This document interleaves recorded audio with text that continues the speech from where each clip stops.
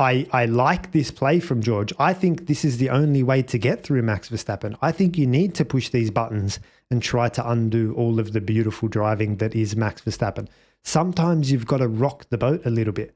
Sometimes you've got to crack some eggs if you want to bake a cake. And that's exactly what George is doing here.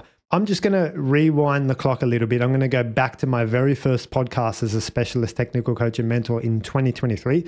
This is what I said about Max Verstappen in the On the Curbs podcast when I was discussing his weaknesses. Have a listen to what I said there. I think on track, he's too good. Starts, the strategy, the racecraft, which we've already discussed, the whole thing. Like he's too good. And he's spent too much time with good drivers on the sim and he's seen everything. There's nothing he hasn't seen. You're not going to pull any tricks on Max, particularly in safety car restarts. He's excellent. Where you might find some weaknesses in Max, and we have to be honest and say we're all human. We all have weaknesses somewhere. So it's about saying, well, he has weaknesses because he's a human. Where are they and what could they be? So on track, I think you'd struggle to find one. But I think in the mindset side and the emotional side, I think there are a few buttons that you could potentially push there. You'll have to look back at Max's Formula One career so far and say, what annoyed him?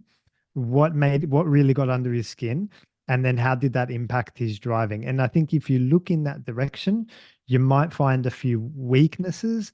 And that's when you've got to ask yourself the question as a professional driver competing against Max, how can I do more of that? How can I keep pushing that button so that Max can't control his own emotions and mindset and all that beautiful racecraft and all that falls apart?